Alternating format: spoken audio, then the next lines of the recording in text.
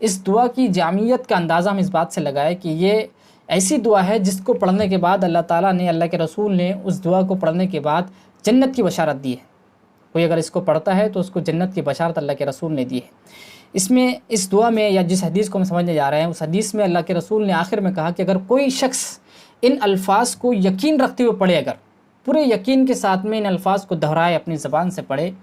اور اگر وہ دن میں پڑھتا ہے، اگر ان الفاظوں کو، یعنی یہ دعا کرتا ہے، تو اگر وہ دن میں پڑھتا ہے اور رات ہونے سے پہلے اگر اس کا انتقال ہو جاتا ہے، وہ فوت ہو جاتا ہے، تو اللہ تعالیٰ اسے جنت میں داخل کرے گا۔ اور کوئی شخص رات کے وقت میں ان الفاظ کو ادا کرے، ان الفاظ پر یقین رکھتے ہوئے، اور دن ہونے سے پہلے اگر وہ فوت ہو جاتا ہے، اگر اس کا انتقال ہو جاتا ہے، تو اللہ تعالیٰ اسے جنت میں داخل کرے گا۔ تو اس بات سے ہم اس کا اندازہ لگا سکتے ہیں کہ کتنی جامع دعا ہے،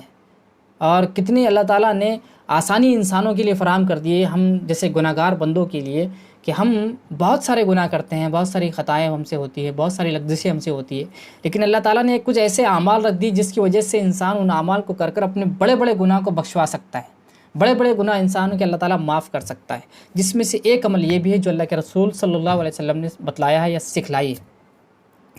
یہ عمل جو اللہ تعالیٰ نے، اللہ کے رسول نے سکھلایا ہے اپنے صحابہ اکرام کو اور اپنی پوری امت کو، اس کو کہا جاتا ہے سید الاستغفار، یعنی تمام استغفاروں کا سردار ہے یہ۔ جیسے جو بھی ہم استغفار کرتے ہیں، استغفر اللہ، جو کچھ بھی ہم استغفار کرتے ہیں، اور جس انداز پہ بھی، جس الفاظ کے ساتھ میں کرتے ہیں، ان تمام کا یہ سردار ہے۔ یہ جو اللہ کے رسول نے ہمیں سمجھائی ہے، جس کو آج ہم سمجھنے جا رہے ہیں، ہم اس کے ایک ایک جملے پر غور کریں گے اور ایک ایک جملے کو سمجھنے کی کوشش کریں گے ترجمے کے ساتھ، اس لیے کہ جب تک ہم دعا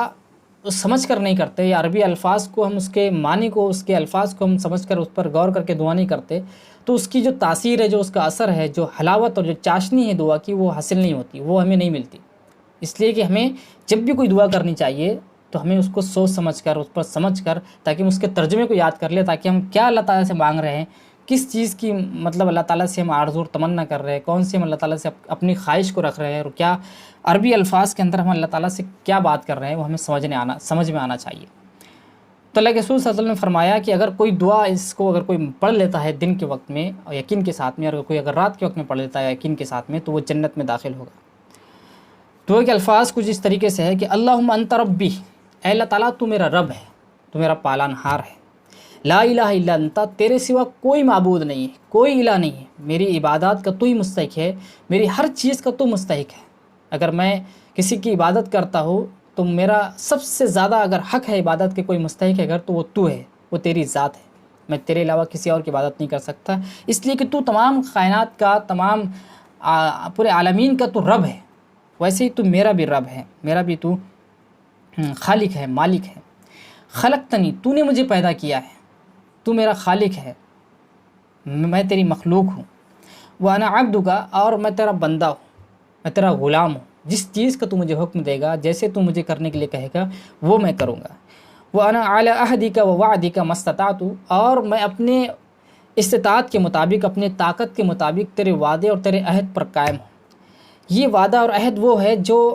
ہم نے، یعنی تمام روحوں نے، آدم علیہ السلام سے لے کر قیامت تک جتنے انسان اب آئیں گے، ان تمام نے اللہ تعالیٰ سے ایک وعدہ کیا ہے، اللہ تعالیٰ نے ان سے وعدہ لیا تھا، جس میں میں اور آپ، تمام پوری انسانیت، قیامت تک آنے والے تمام انسان شامل ہیں۔ اللہ تعالیٰ نے کہا تھا الست بربکم، کیا میں تمہارا رب نہیں ہوں؟ قالوا بلا، ہم نے، تمام لوگوں نے، تمام روحوں نے اس بات کا اقرار کیا تھا کہ ہاں اللہ تعالیٰ تو ہی میرا رب ہے، تو ہی ہمارا رب ہے، تیرے علاوہ کوئی ہمارا رب موجود نہیں ہے۔ تو یہ دعا میں اللہ کے رسول نے سکھلائی ہے کہ میں، انسان یہ اللہ تعالیٰ سے اقرار کرے، اس بات کو اللہ تعالیٰ کے سامنے رکھے کہ میں تیرے وعدے کے مطابق، میں تیرے احکام کی پاسداری کرتا ہوں، یا اس کی، میں تیرے احکام کی اس کو، احکام کو پورا کرنے کی کوشش کرتا ہوں، میں تیری اطاعت کرنے کی کوشش کرتا ہوں، اور جو میں نے وعدہ کیا تھا کہ تو میرا رب ہے، اس معاملے کو لے کر میں اس پہ اپنی طاقت کے مطابق میں اس پر جمع ہوا ہوں، میں اس پر قائم ہوں، اپنے عہد اور وعدے کے مطابق۔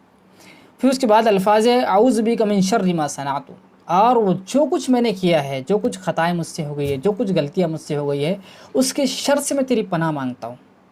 میں تیری پناہ چاہتا ہوں کہ اللہ تعالیٰ تو میرا رب ہے، تو خالق ہے، میں تیرا بندہ ہوں، تو نے مجھے پیدا کیا ہے، اور میں تیرے عہد اور وعدے پر قائم ہوں اب تک، استطاعت کے مطابق جتنی میرے اندر طاقت موجود ہے۔ اب مجھے تو اپنے گناہوں سے مجھے معافی دے دے، اور جو کچھ میں نے کیا ہے اس کے شر سے مجھے پناہ دے دے، میں تیری پناہ میں آنا چاہتا ہوں۔ ابو لک بنعمتک علیہ، اور تو نے جو مجھ پر نعمت کیا ہے، جو تو نے مجھے تیری جو نعمت مجھ پر ہے اس کا میں اقرار کرتا ہوں. ابو لک بنعمتک علیہ، میں اقرار کرتا ہوں اس نعمت کا جو تیری مجھ پر ہے. انسان کی، اللہ تعالیٰ کی جو نعمت ہے انسان پر وہ بے شمار ہے، لیکن کچھ نعمتیں ایسی ہے جس کا شکر جتنا ادا کیا جائے اتنا کم ہے. ایسی وہ نعمتیں ہیں اللہ تعالیٰ کی. نعمت تو ہر وہ نعمت اللہ تعالیٰ کی مطلب ایک ایسی نعمت ہے جس پر جتنا شکر ادا کیا جائے اتنا کم ہے. لیکن کچھ نعمتیں ایسی جو انسان کو تمام مخلوقات سے ممتاز کرتی ہے، اس سے الگ کر دیتی ہے، جس میں سے ایک جو سب سے بہترین اور سب سے بڑی نعمت ہے وہ یہ ہے کہ اللہ تعالیٰ نے ہمیں ہے، اس پر اللہ تعالیٰ کا شکر بنتا ہے. اور اتنا شکر بنتا ہے اللہ تعالیٰ کا کہ جتنا شکر ادا کیا جائے اتنا کم ہے اس پر. اس لیے کہ اللہ تعالیٰ نے سب سے پہلے تو ہمیں تمام مخلوقات میں سب سے اشرف بنایا ہے، اشرف المخلوقات بنایا ہے، سب سے عظیم مخلوق ہمیں بنایا ہے. اس پر اللہ تعالیٰ کا جتنا شکر ادا کیا جائے اتنا کم ہے. پھر اللہ تعالیٰ نے ہمیں بولنے کی صلاحیت دی ہے، سوچنے کی صلاحیت دی ہے، قوت گویائی دی ہے، عقل دی ہے، ہمیں ہر وہ چیز دی ہے جس سے ہمیں اشرف بنایا گیا ہے. جو تمام ایک اشرف چیز کے اندر ہونی چاہیے تھی وہ تمام چیزیں ہمارے اندر اللہ تعالیٰ نے رکھ دی ہے. تو سب سے پہلی نعمت تو وہ ہے کہ ہمیں اللہ تعالیٰ نے انسان بنایا. دوسری نعمت جو سب سے بڑی ہے، بہت بڑی نعمت ہے انسانوں میں، جو نعمت دی گئی ہے انسانوں میں، وہ نعمت ہے ایمان کی نعمت. یعنی اللہ تعالیٰ نے ہمیں مومن بنایا ہے، مسلم بنایا. ایک انسان کے پاس اس سے بڑی کوئی نعمت نہیں ہو سکتی کہ اللہ تعالیٰ نے اسے مومن بنایا ہے. ورنہ آج ہم بھی اگر کافرین مشرکین کی طرح کسی پتھر اور بتوں کے سامنے اپنے سجدہ کر رہے ہوتے، اپنے ماتھے کو رکھ رہے ہوتے. پھر آگے اللہ کے رسول نے آگے فرمایا ہے وہ ابو لک بذنبی، اور میں اپنے گناہوں کا اقرار کرتا ہوں. جو میں نے خطا کیا ہے، جو میں نے گناہ کیا ہے اس کا میں اقرار کرتا ہوں. مجھے آپ اس سے بچا لے، مجھے اس سے معافی دے دے. اس لیے کہ فاغفر لی، تو مجھے معاف کر دے، میری مغفرت کر دے. میں ان گناہوں سے معافی چاہتا ہوں جو میں نے اب تک کے کیا ہے.